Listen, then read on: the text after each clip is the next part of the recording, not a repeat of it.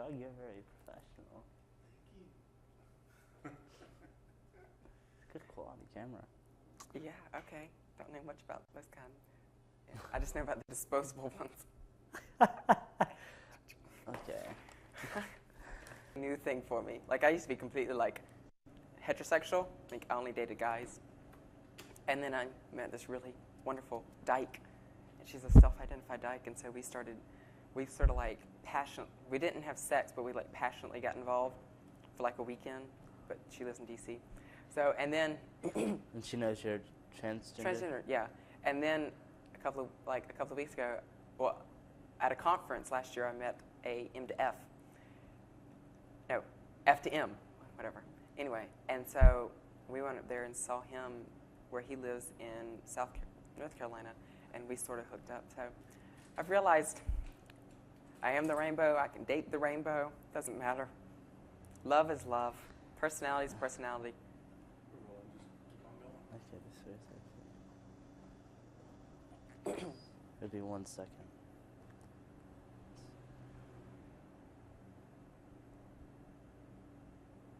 It's one of the things I try to teach the most is neither sexual identity, sexual attraction, or your gender has anything to do with a box. That's only something that society has created for us.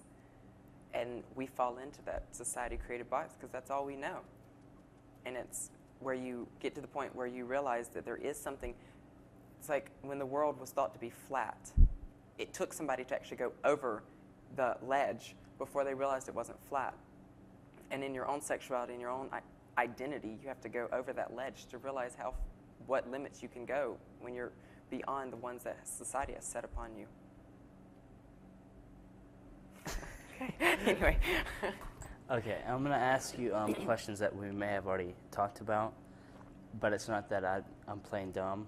It's not that I didn't understand you or anything. You're just doing it. I'm just doing it for the interview. Okay. Some of them may be pretty like direct and out there, but don't take it as offense. Okay. I'm just doing it just because the viewers and you know how people are. Whatever. Okay. You ready?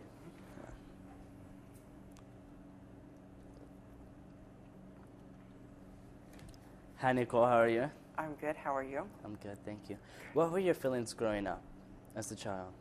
They were very isolated. I grew up in, a small town with a church on every corner and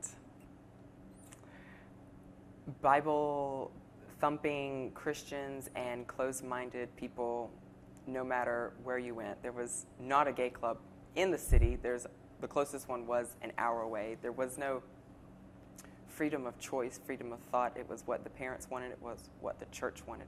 And that's how it went.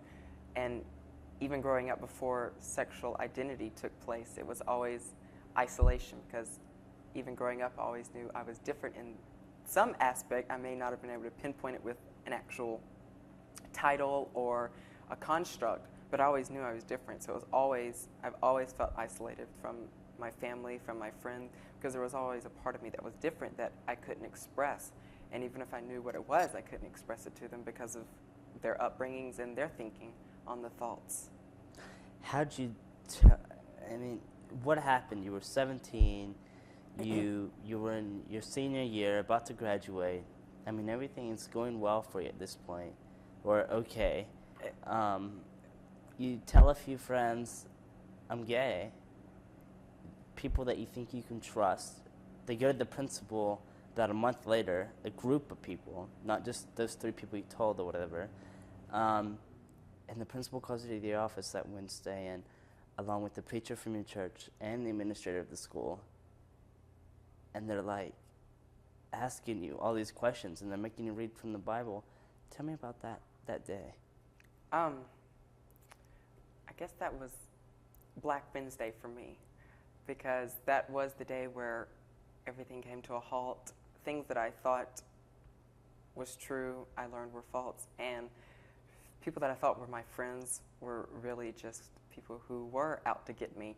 I did tell a select few of people who I thought were my good friends. Everybody thinks that they know people, and especially if you go to school with them for 14 years out of your life at the same school.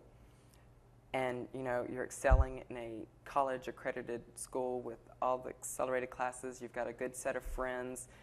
You're not the hated one out of your class for no reason. You think everything is going good, and then you slowly tell a few select best friends your true sexual identity and how you feel about your boyfriend, who I was dating at the time. And I was telling people he was my first boyfriend. I was just recently started dating of any kind besides what my parents wanted me to date. It was really hard because when I saw one by one my friends being called into the principal during school hours, I sort of knew it was sort of like my group of friends were being called away, but I'm not. So it led me to believe that something was about me. I didn't quite know the severity of it all until I had gone home on that day and then was called back. My principal and the school administrator had called, the pastor of my church, where I'd been attending for 14 years of my life as well. So 3 large men confronting, little old me, or so I thought, with all of their religious, all 3 of them being ordained ministers, no matter if they were just a principal. It was 3 religious thinking men who thought that I was just an abomination and thought that they were going to prove it to me. They not only had me read the scriptures in the Bible where it supposedly condemned Christianity according to their viewpoints, but they also knew everything about me. It's no matter who I told what, they knew everything. They knew who my boyfriend was. They knew where we had gone. They knew where we had kissed for our first time. It was as if I had, had this small gang of spies. So you were like, for a whole month, you were really followed. Yes. I mean, by your friends, the close people, your close friends. I mean, not just strangers or. And it was this. They were like stenopads too. They weren't just following me. They were writing down detail after detail of everything I had done. Keeping a journal on you like you were some science experiment. Mm-hmm. Because you were gay. Yes, because I was gay. But let the viewers understand you were attending a Baptist school. It wasn't Yes. a normal.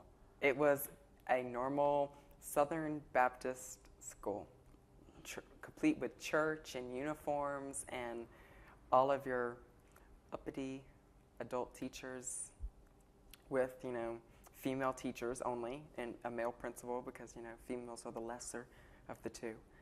So it was your typical religious school. We took, Bible classes and everything was taught on the biblical point of view. And that's how it was growing up out of my whole life.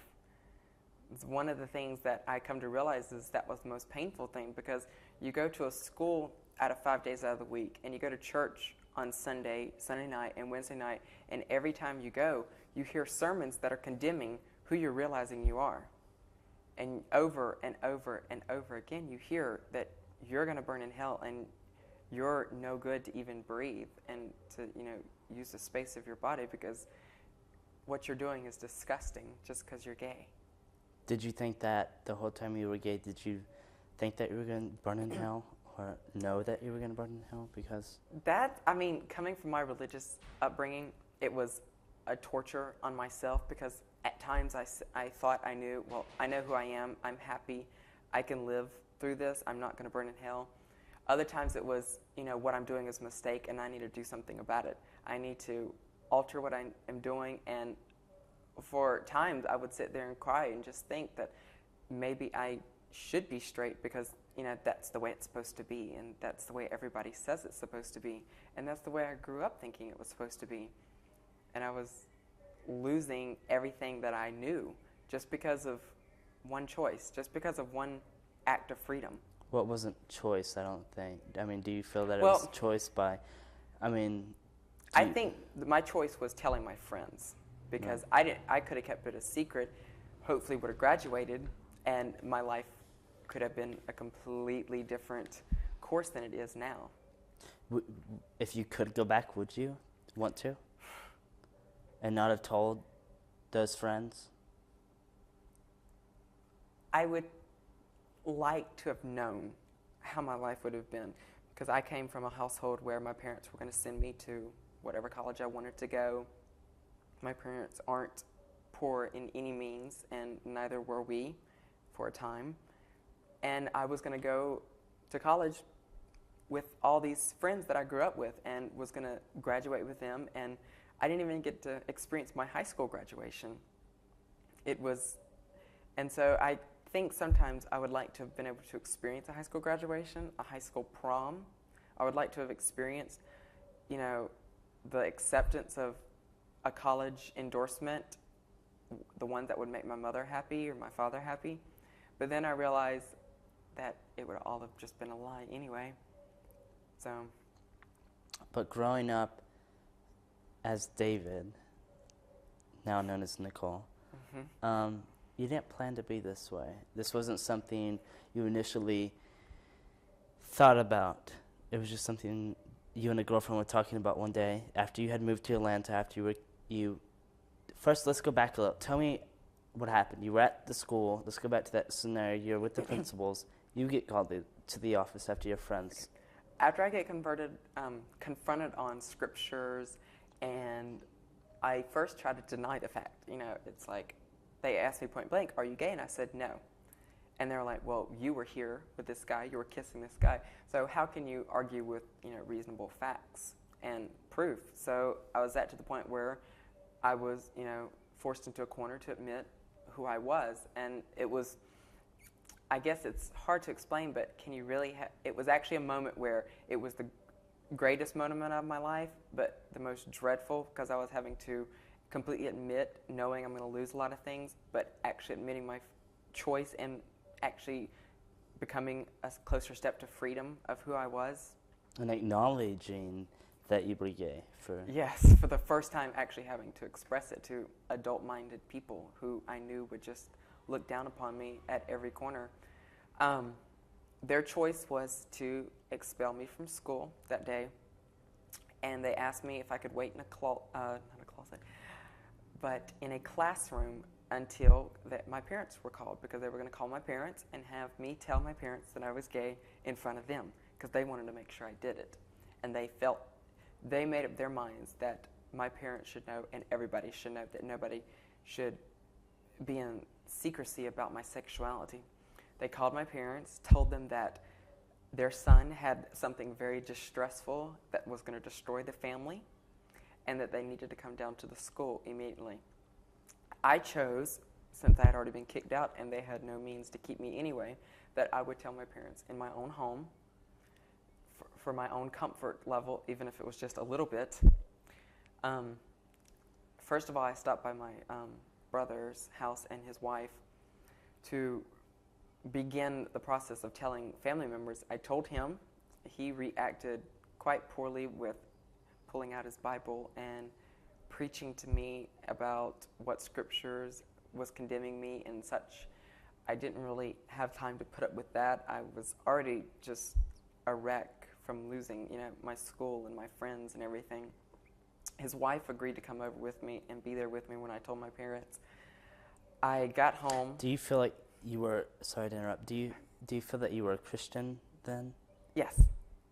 I've always been a Christian. So do you feel like you were sinning because your preacher is talking about gay people and how that's a sin and the homosexual lifestyle? So a lot of times I had very guilty feelings and felt it was a sin because I knew what the scriptures said, and because I hadn't analyzed it enough and was still young and had no support system, I, of course, were going to read it and see what they saw, because that's what they taught me to see. And for a time, and for the longest period, I thought that maybe I should abstain from sexual practices at all, which is a lot of what mainline Christian churches condone. Don't stay homosexual, just don't have sex at all. Just become abstinent. Because that'll just clear you of any wrongdoings. Okay, whatever. Okay. Sorry to interrupt. So your brother's wife goes with you. That has an interesting twist too, because she's actually a lesbian now. Yes, But tell us, you guys went together to your mother's house. Yes, the first person to come home was my mother. Make sure. Yes. She came home and was already in tears because, of course, they had told her what I was going to say was going to destroy the family. So, how can you soften the blow when they've already, lit the fire? Yeah. So, we sat down, and she basically just, whatever you've got to tell me, just do it now so we can get over with it. I said, Mother, I'm gay. And it snapped within her. All she could do was cry and call me a sinner and call me disgusting and tell me that I wouldn't, I don't have right to live. She immediately went to call her sister and inform her about this situation and to tell her that I would burn in hell and that she had just lost her son because she couldn't put up with me any other way now that, I'm an abomination to everything she believes. And then she decided she would get in her car and run off and go into hiding for a few days. And she basically just broke down and told me how she felt and told me that I was no longer loved by her and then ran away from me for several days. And that night you went to church. My father comes home. Oh, yeah. Yeah. Can't forget Oh, about Dad. Oh, Big no. Dad. Yeah. My father comes home and he just tells me to shut up. In his exact words, sit down and just say it. So I told him that I was gay, and his only words were I already knew, and walked away. So, what was the big deal? I don't know. What if I keep wondering? If he already knew, couldn't he have told me sooner? So. But you are who you are, and Yeah. it's proven to be genetic. So. It's just a that would funny be thing. interesting. I know. It'll be another story. So you go to church that night. Well, my parent, or I'm guessing my father, I don't know, called my minister up from I went to the First Free Will Baptist Church and called my minister in to give me some counseling. I, of course, didn't want to put up with that because I knew that they couldn't help me and there was no reason for them to help me. So I left and went to my boyfriend's house to sort of just console myself in some way possible. I had no other person to turn to.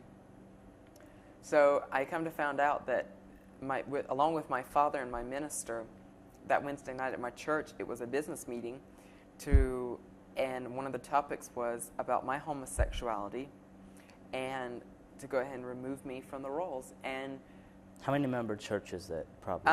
It was probably about 170 members, and average attendance is probably about 80 on a business meeting. So you're standing up in front of a whole church, your fellow Christians. Well, I wasn't there. My father stands up to tell me. Oh, so you weren't at the church. No, I wasn't allowed to. I wouldn't have been allowed to go. I couldn't have stepped foot in it. So why would your dad want to announce? Because he wanted to make it. I'm not quite sure. I'm not quite sure why he wanted, but whatever way he was thinking, he wanted me to make sure that I wasn't welcome there, and that's what he did. Because when they removed me from rolls, in that church's eyes, that was removing me from any life of that church or any of its people. Because according to what they believed, I was gay. They could have no association with me anyway, unless it's witnessing to me. And that was the only way they could ever begin to have a conversation with me. So you're home for a couple days, you're actually home for a couple months. You quit, you're out of school, you get your GED. Yes. Right when you turn 18 in February 23rd, 18th birthday, you're thinking, oh great, it's me, my birthday party. Yeah, that's what I'm thinking. The cake, and your parents present you with a whole room of boxes. Yes. They call, pack your stuff, you're 18, you're able to leave now. My father has been a man of little words to me. He tells me he already knew. He doesn't say anything again to my 18th birthday when he says you're old enough to get out of my house unless you're going to change your ways.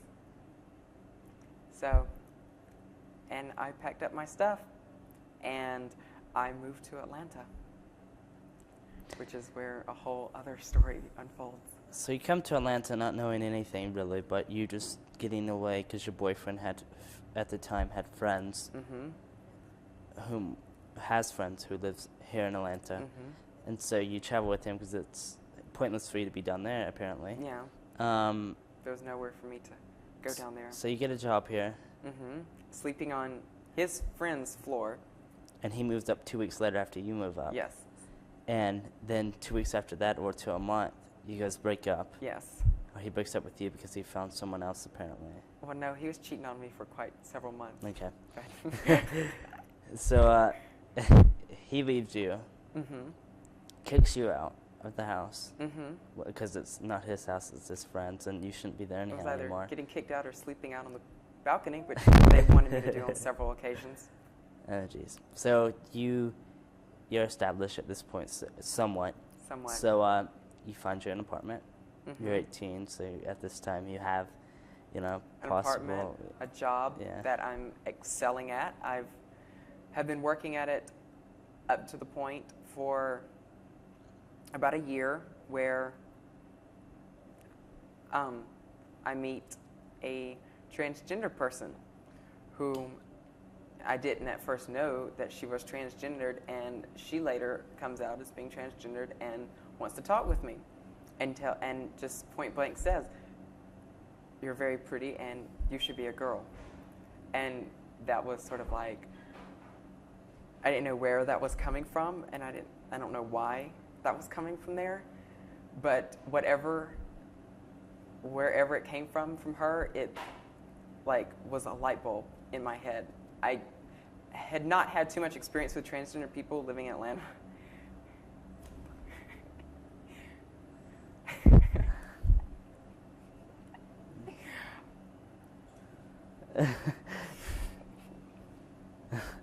You interrupted our interview. Hello, miss. Okay.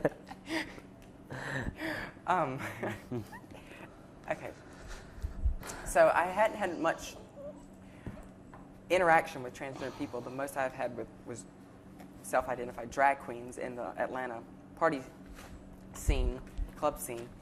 So when she said it, it was definitely just a realization of, I didn't think I should always have been transgendered, and I don't think that I was born a male as a mistake. I don't think that my life has ever been a mistake. Everything I've gone through has definitely been a learning experience, if nothing more. Surely. And if you don't learn from your mistakes or from your hardships, you're, as the saying goes, you're bound to repeat them, or you should at least educate other people about them. But when she spoke to me about being transgendered and about have I even thought about it, was come to the point where it was time for me to move on. You wanted to possibly become something new. I mean, David wasn't being accepted. David had a rough run. I was a very fake person. I guess that's the best way to describe me. Why were you fake? I mean, why would you say that you were fake? You were just a gay male. Youth. Oh, that's a dime and a dozen in the city. I was very much the cookie cutter gay male, which is I was the Nelly little, bitch that everybody hated, and it was a show. Like, when you're on stage and you're doing it for a reason, it's okay. But if you're trying to live your life as a show, it's not very fun, and you come to the realization that you're really just fake.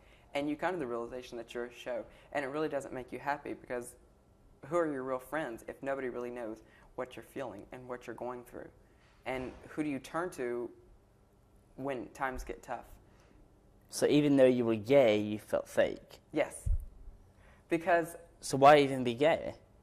Why even be gay? Well, I mean, because if you're feeling that being gay is fake to you, what's the point of even being gay? I mean, if that's fake, it'd be much easier to just say I'm straight, dad and mom, and I'm happy and I can live here. True, but you can't exactly be self-identified as straight and date a guy unless you're transgender. You can't. I mean, let me just say, it's confusing. It is, and it's hard for anybody, even society, to realize how it is to be gay. no one knows unless you are. Mm-hmm. And this is a new generation step almost, to see transgendered people. It's not very common. I mean, it is common, but it's not very open like the gay lifestyle is today. But it will become eventually. Eventually. We'll have Hopefully our through own interviews queer like as this. Your own transgender as folk or something. Yeah. But it just seems very confusing to me that was a fake David. Now you going through this process. Did you even think of the stuff that you would have to encounter to become Nicole? Did you think of a name? Did she show you all the roots? Here's a doctor. Here's a. She gave me a little mini 101 about transgender. She briefed me on a little bit of how lonely it is. She didn't quite divulge into that, and at that day, it would have scared me off if she would have divulged how much you have to go through to be transgendered and what you have to experience and what shit you have to, go through with your own queer community. But did you have some sort of sense that you would have to encounter Yes. this? Then why did you want to make such a transition from? I mean, it would be much easier to me to be a gay male, and if you thought that was fate, just to be a straight male. And if you want to date female, just date him. So what made you want to? I don't know. What made you want to flip it around? I don't know, to become transgendered. I mean, what? The best. I mean, you may not have an explanation for that because it's just how you felt. It's basically what the queer community tries to tell the heterosexual community is it's the way I feel. It's not a choice.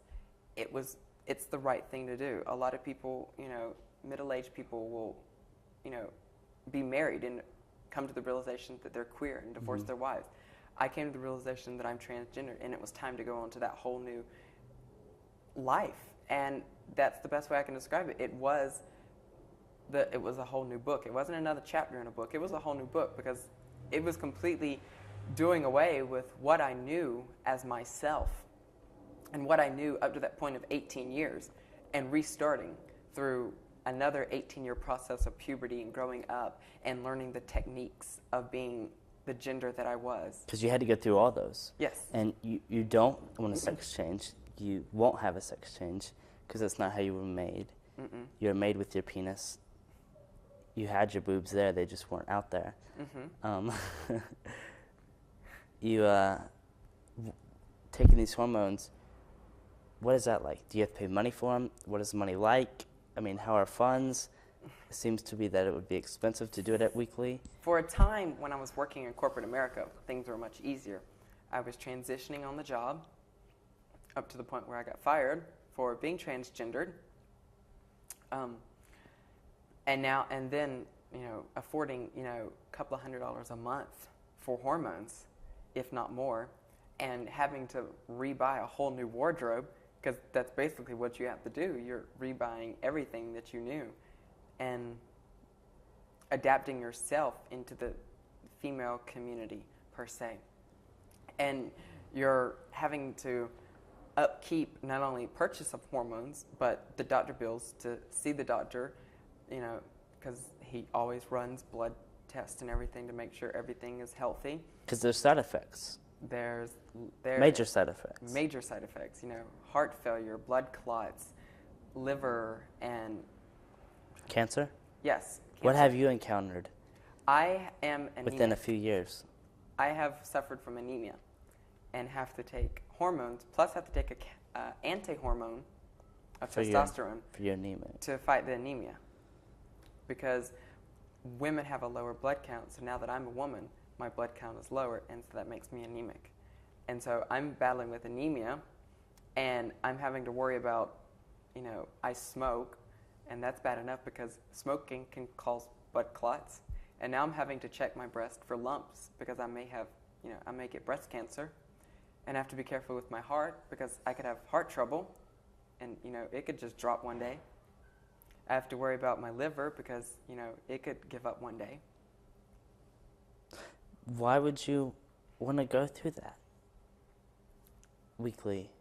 Weekly. Or even know that there's great risk involved, and in return you could just stop. For me, it seems as if you could just stop it all, become Nicole, or become David or whatever, and not have to pay the hundreds of dollars, not have to worry about death at a young age possibly. Would that make you happy? I mean, are you happy the way you are today, Nicole? I am very happy.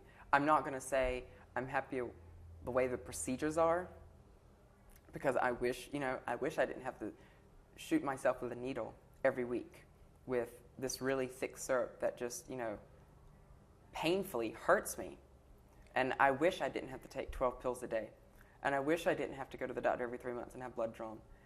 I so wish that, but there's not much I can do about it. And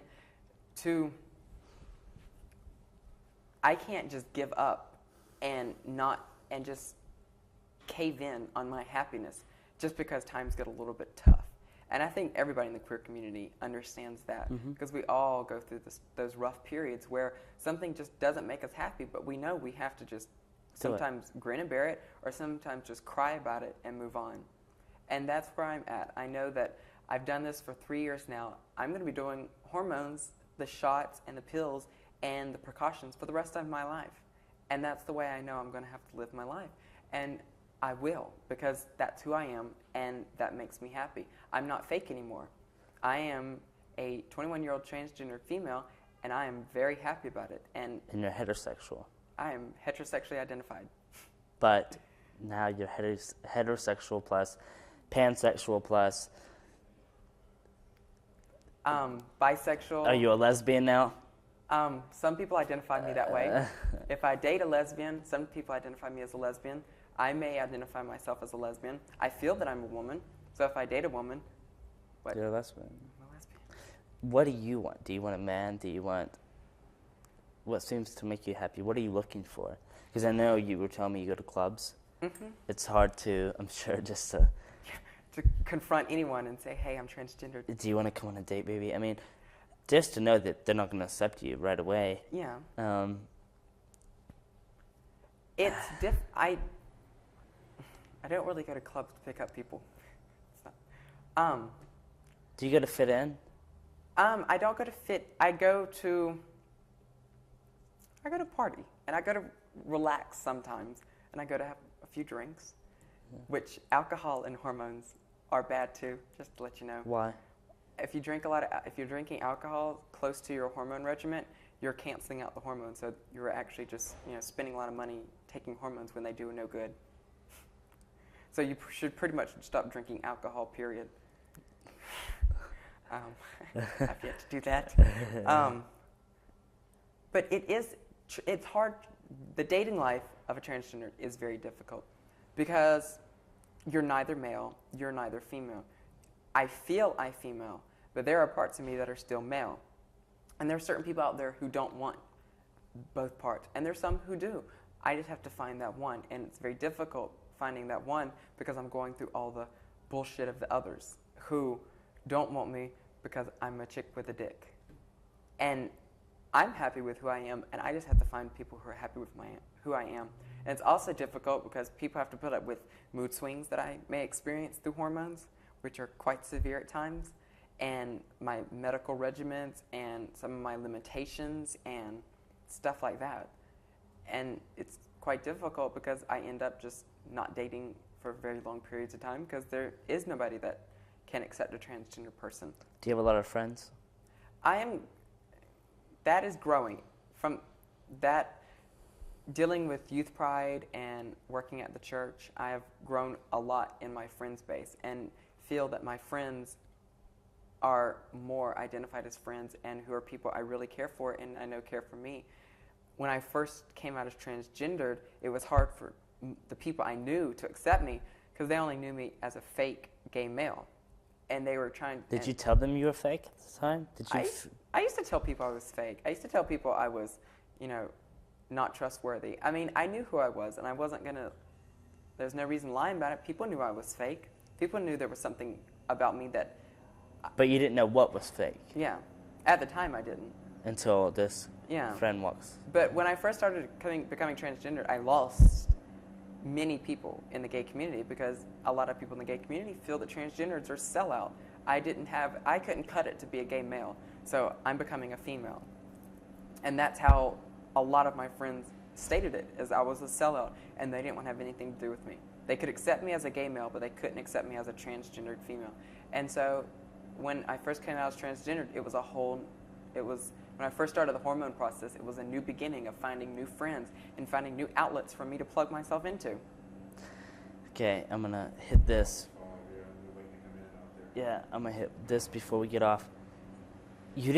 How long has it been since you've talked to your parents? How long was it before last year? Last year when I talked to my... Tell us the thing that happened really quick. We got like 5 About minutes. my father? Yeah. I bought a Saturn. They take a picture of you in your car. I put my father as a reference because I didn't think that they would use it. Well, they used his address instead of mine because they just paralleled the last names. Sent all the stuff to my father. Saturn takes a picture of you in your car together. I was a full, complete, self-identified female. So they sent a picture of me to my father, which he opened it up, of course. His ideal thinking is, whatever comes to him, it's his anyway. He opened it up, saw the picture of me, and called me up for I hadn't spoke to him since my birthday party. Calls me up and asks me if it was me, because he didn't even recognize my voice. I don't know whether my voice has changed and he couldn't just recognize it, or it's been so long since he even heard me. But decided that he would confront me about this issue. Asked me why I was rubbing glass into an open wound, that I was going to be the death of my mother, and that if I didn't do anything about it to change it, he would come up to Atlanta and do something about it for me in any means possible. And you have not talked to him since? No.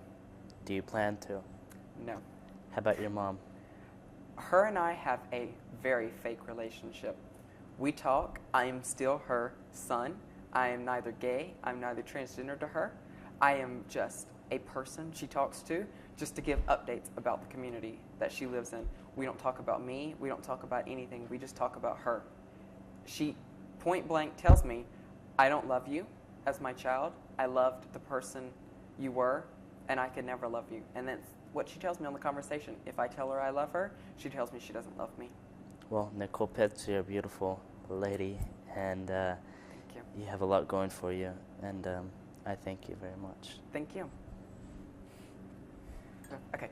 Union Above Hate is in its third year as a march and rally. It was in reaction to the 1998 death of Matthew Shepard. The youth of Youth Pride decided that they would plan, implement, organize a march through downtown Atlanta and a rally. After the success of the first year, we decided to make it an annual event and this is in its third year. It has expounded from just a march and rally to a mini conference. We host free breakfast, free lunch. We are organizing and implementing 4 workshops for youth issues, queer youth issues. We will have the regular march and rally. We have entertainment being brought in. We have speakers. We're having an evening. Indigo Girls. Actually, the ones from Aerosmith is coming. Youth Pride has a dance group that's performing. The evening performances are a highlight. We have a dinner at 6 o'clock. It's sort of like an art fest. We have door prizes. We have art that are all donated and brought by youth. We're doing art that we are actually done by youth. We'll have Housing. Huh? Housing, free housing while they're here. Huh? Hotel rooms, like Yeah. while the youth are coming to town for it. Oh yeah. You mean housing? Yeah. Oh, What do you think I said? I don't know what you said. Huh? What'd you say? No, nothing. We're all like. We're contracting with Agnes Scott College since Uh-huh. it'll be their off season. That way we can have free housing for all the youth. This is bringing in youth from Alabama, North South Carolina, Florida. This is a mini conference, and Youth Pride is just a small $5 donation by the youth. Sorry. You're on? Yeah, I'm on Ricky Lake. Stop share.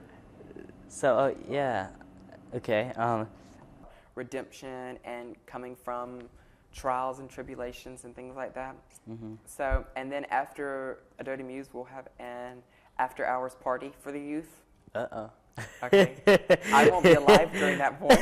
I'll be dead. Your hormones will. Yeah, they'll be gone.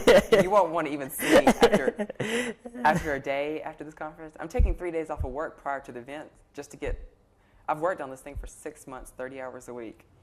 Plus your paying job. Yeah. Plus the job that actually pays. Yeah.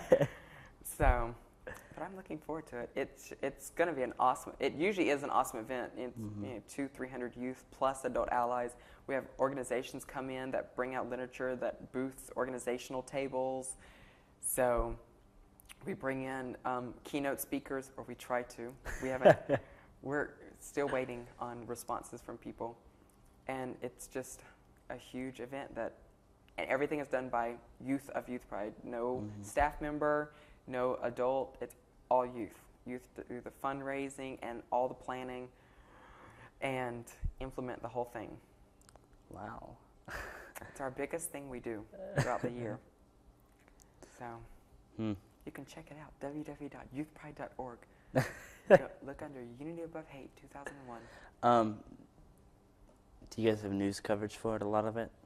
The news usually has done fairly well. Creative Loathing, Southern Voice, Mainstream have actually done very well with actually coming out. Our first year was a phenomenal success. Last year saw a decrease in numbers, and the media didn't have enough time to get somebody out there. This year we've heard from a lot of people that media will be out by the flockings.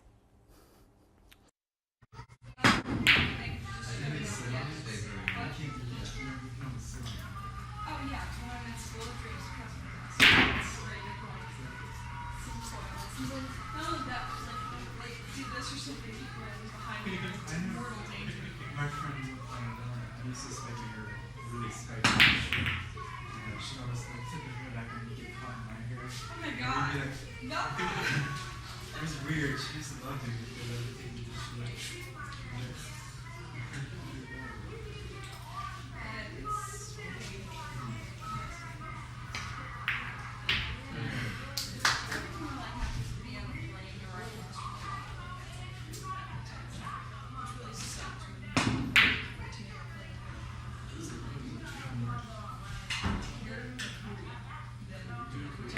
Even though you're looking at him, look at this camera here. Okay.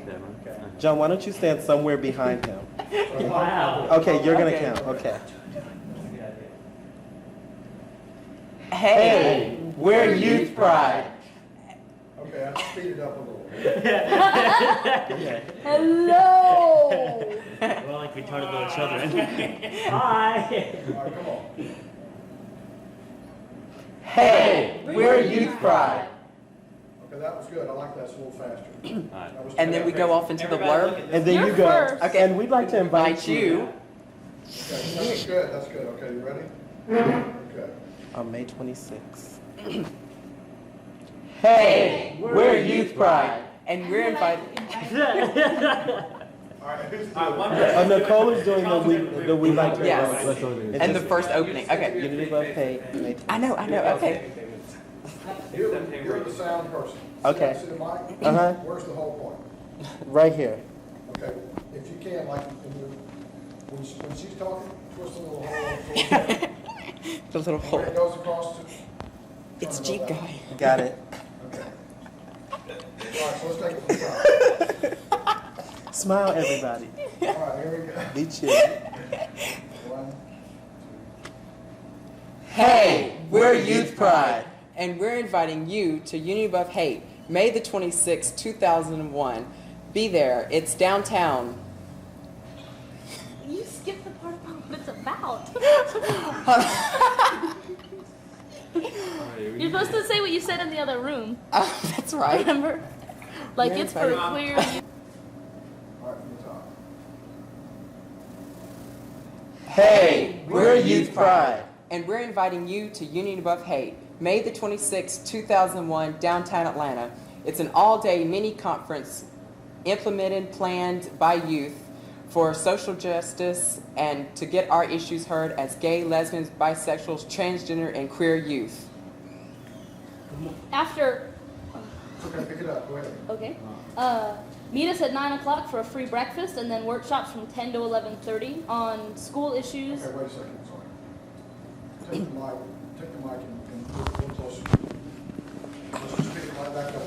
Yeah, we can split all of this, so it'll just go from one scene to the next. Can we do that again from the top, and you look at me on this when you start, say hello here, and then come here. John, don't move. Just start off where Everybody's gonna say hello again. and I gotta look at you. Okay. Say hello here, and then looking at. Okay. How about everybody look at who's talking? Do we want to do that? Okay. What we gotta do? Okay. Yeah. Okay. One. Okay, one. Hey, we're Youth Pride. And we're inviting you to Unity Above Hate, an all-day mini-conference organized, planned, and implemented by youth. It's an all-day event to get our issues as gay, lesbian, bisexuals, transgender, and queer youth heard. Meet us at 9 o'clock at the Legislative Office Building across from the Capitol for a free breakfast and then workshops from 10 to 11:30 on social justice, economic justice, and issues in the schools. Then march from the King's... Nope.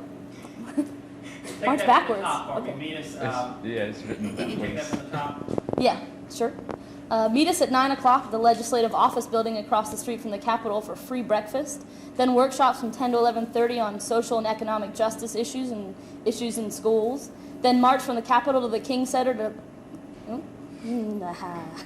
Start then march, because I can, Okay. what I'll do is I'll put pictures of the Capitol in Okay. there. Then march from the Capitol to the King Center to get the voices of queer youth heard throughout Atlanta. Once we get to the King Center, we'll host a rally beginning at 3 p.m. Wait, freeze, I'm sorry.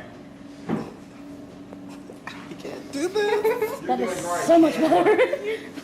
Give me- Remember all 40. Okay. Once we get to the historic Martin Luther King Center, we'll host a rally beginning... Once we get to the historic Martin Luther King Center, we'll host a rally beginning at 3 p.m. The Unity Above Hate rally began 3 years ago as a response to the death of Matthew Shepard, a queer college student. Unity Above Hate since then has become a way for queer youth to speak out on the issues that concern us. We'll hear from entertainers, dynamic speakers, You can even stop it there and I'll go We'll into hear it. from entertainers. We'll hear from entertainers, dynamic speakers, and you during the Youth Speak Out portion of our event. Followed by all the activities of the day, we bring it all back together at 6 p.m. for a lasagna dinner fundraiser, a way that we can earn the money to help put on this event. At the dinner, we'll have a keynote speaker and then our special guest, Adode Muse, a gay Negro ensemble, bringing their piece, Weeping Mighty Tears. All of this, the events, and an after-hours party will be held at Christ Covenant Metropolitan Community Church in downtown Decatur. And for more information, you can visit www.youthpride.org. Okay, that was great. Now let's take it from the top and do it again. Yeah. Now y'all know how it's gonna flow from each person. By the way, y'all are doing great from taking direction from the people at the same time. And John. Three people. I need a glass of water. After www.youthpride.org, can you say bye? They're together. See you there. See you there. See you there. See you there. Be there, be square. Be there, be queer. Be there or be straight. Be there and be queer. Be there or be queer. Be there, Well, no. queer. And we don't want to say be queer. Can we throw in a we single thing? Me being at the beat. I mean, Okay, you guys ready? Hi, we're Youth Pride. And we're inviting you to Unity Above Hate. Unity Above Hate is an all-day mini-conference brought to you by Youth Pride. It's planned and implemented by us, the youth. It's an all-day event to face the issues that gay, lesbian, bisexual, transgender, and queer youth face. Meet us at 9 at the legislative offices for a free breakfast. Then 10 to 11:30 we have workshops on social and economic justice issues and issues in the schools. After that, we're going to have a march from the Capitol to the King Center to get queer youth voices heard. Once we get to the historical Martin Luther King Jr. Center,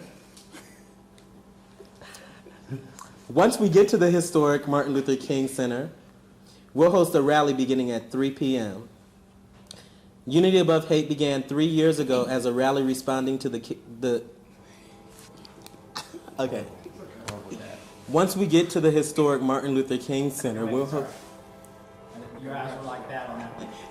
Can you give it to me in two pieces?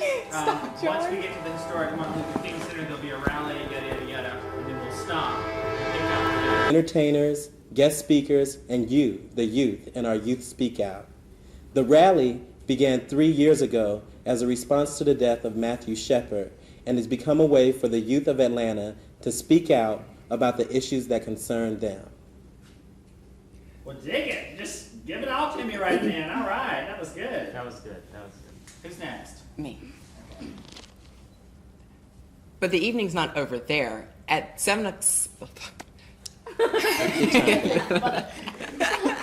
Okay.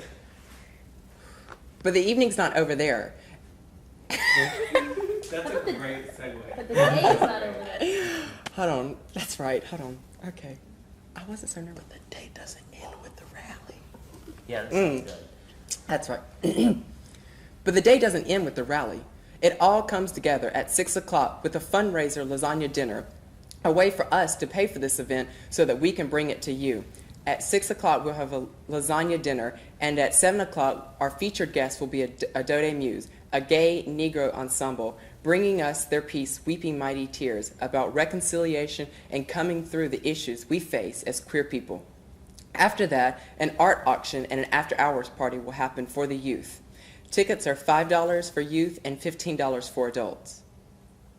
And for more information, you can visit us on the World Wide Web, and maybe do that.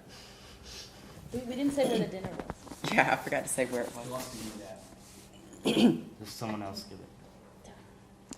Where's At Christ Covenant Metropolitan Community Church in downtown Decatur. That's Christ the Covenant Metropolitan. Community Church. So it's the lasagna dinner is at Christ Covenant Metropolitan Community Church. Lasagna dinner and Adode Muse. Hey, hold up the mic. Oh yeah, you want me to mic over there. Yeah. And the dinner will be held at Christ Church Metropolitan. Will you write it on the board, John? Right on the Christ. website, I can read it. Christ Covenant Metro. Christ Covenant Metropolitan Community Church. That's long. Yeah. Just say Christ Covenant Church. That's what I would say. Christ Covenant MCC. Yeah. Yeah, it's a Yeah. Christ Yeah, Covenant that's MCC. our Yes. acronym. Christ Covenant MCC. Yes. Christ MCC. Christ Christ Christ Covenant. Covenant MCC. MCC. Take off the church. Yeah. In Black Velvet Decatur. Church. In downtown Decatur.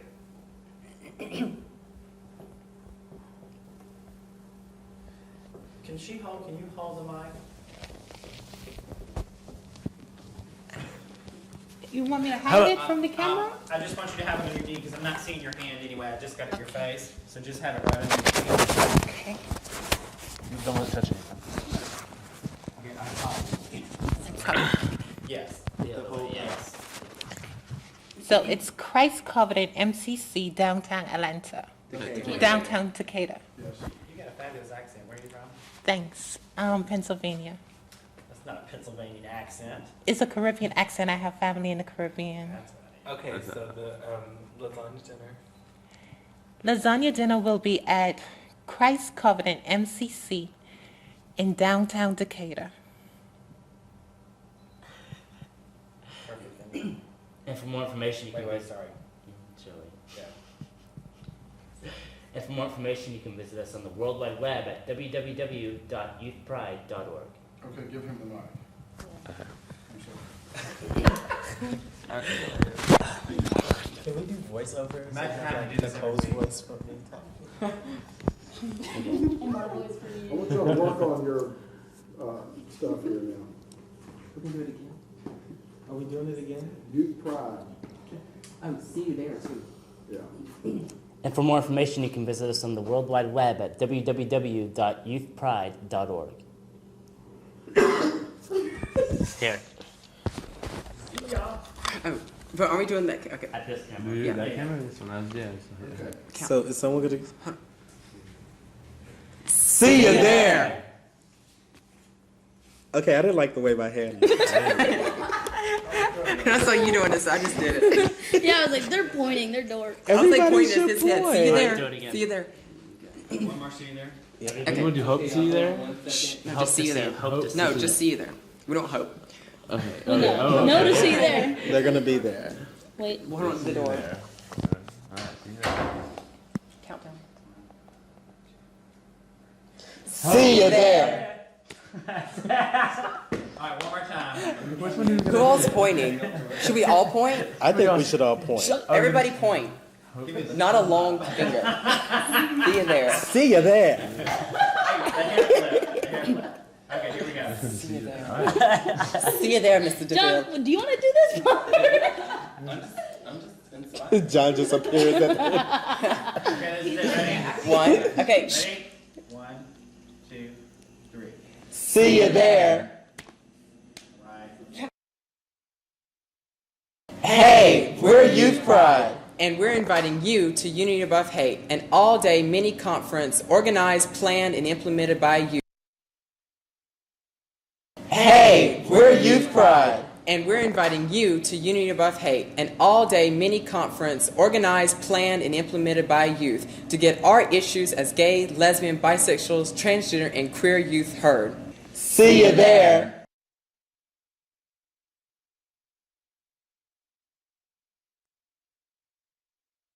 Hey, we're Youth Pride. And we're inviting you to Unity Above Hate, an all-day mini conference organized, planned, and implemented by youth to get our issues as gay, lesbian, bisexuals, transgender, and queer youth heard.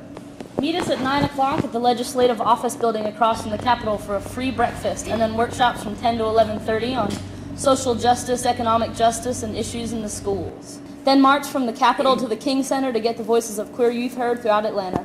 Once we get to the historic Martin Luther King Center, we'll host a rally beginning at 3 p.m. The Unity Above Hate rally began 3 years ago as a response to the death of Matthew Shepard, a queer college student. Unity Above Hate since then has become a way for queer youth to speak out on the issues that concern us. All of this, the events, and an after-hours party will be held at Christ Covenant Metropolitan Community Church in downtown Decatur. And for more information, you can visit us on the World Wide Web at www.youthpride.org. See you there.